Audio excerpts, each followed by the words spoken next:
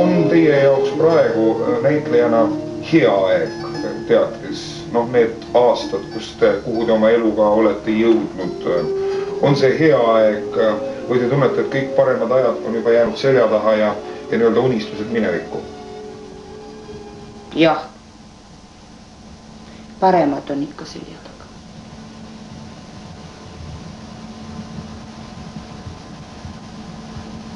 Ehkki nüüd väga häid pole olnudki. Väga häid pole olnudki? Kuidas nii? Teie räägite, et väga häid aegu pole teil olnudki. Te olete olnud ju Vanemuise draamatrupi esimene täht. Ei ole.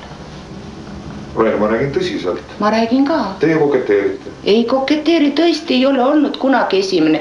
Vanemuise teatris ei olegi kunagi olnud keegi esimene. On olnud koos, tõesti koos.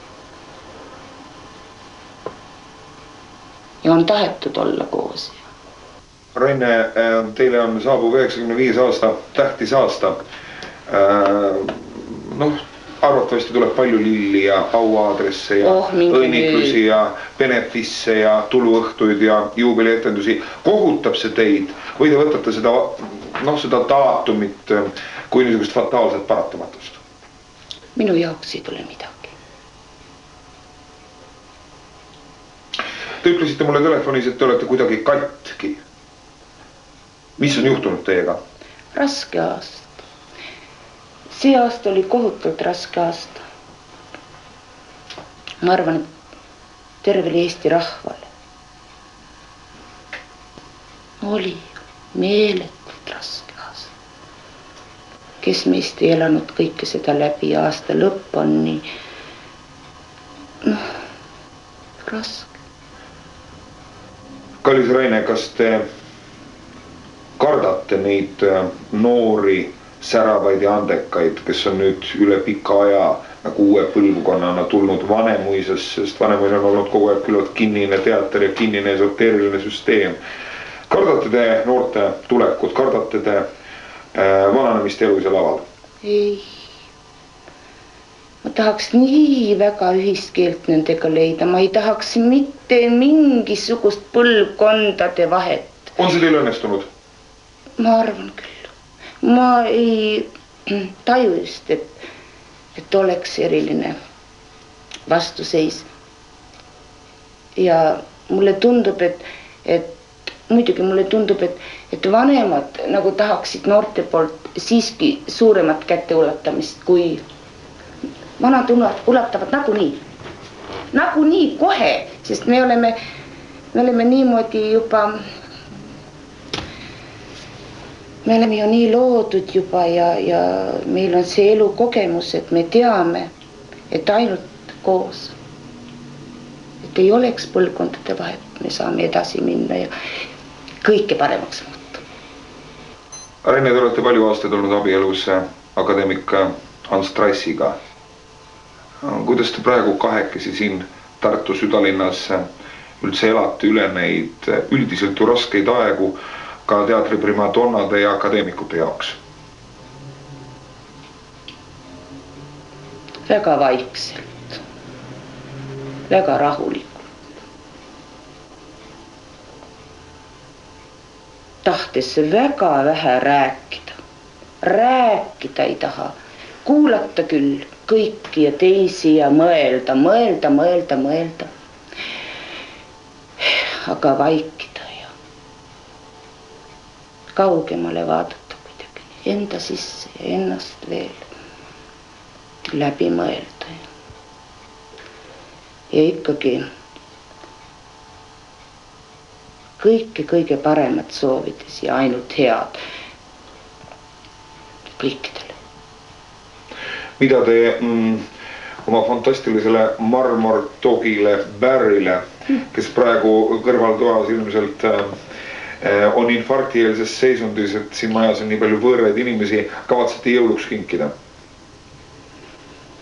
Suure koodi. Mis see on, mis teid elus aitab, Raine? Hommik. Millega on teie lootused või unistused eelkõige seotud? On need seotud eluga üldse või on need seotud siiski peamisega teie elus teatriga?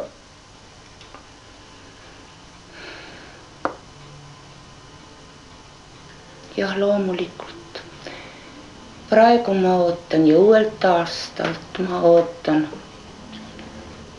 Kasterpalu pedaja, seda ei saa nimetada projektiks, aga Ristikivi järgi Kasterpalul seatud Hingede ööd. Mati Unt Tallinnast on lubanud jälle. Hakkate Karinit mängima? Jah, Karinit ja Tiinat. Palju on huvitavat olnud, alles oli asja Merle Caruso pisuhänd ja second hand ja vanemistes on nii palju huvitavat viimasel ajal toimunud, et tahaks, et ikka edasi läheb, aga mis konkreetselt mind puudutab ja siis ma ootan Mati Unti väga. Tammsaare 4. osa jälle uuesti teha teist korda. Jaan Toominga minu meelest ääretult huvitav lavastus. Läbi mitme osa tehtud Oswald Toominga poolt. Huvitav instseneering. Käisime Jugoslaavias sellega ja see oli väga huvitav muidugi. Aga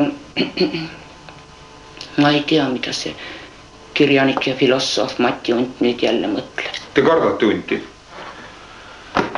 Kardan ja ootan ja armastan. Kas te, Raine, olete oma õnne siin elus üles leidnud? Jah, muidugi. Kui naine, kes on sünnitanud lapse, ei leia oma õnne ülesse.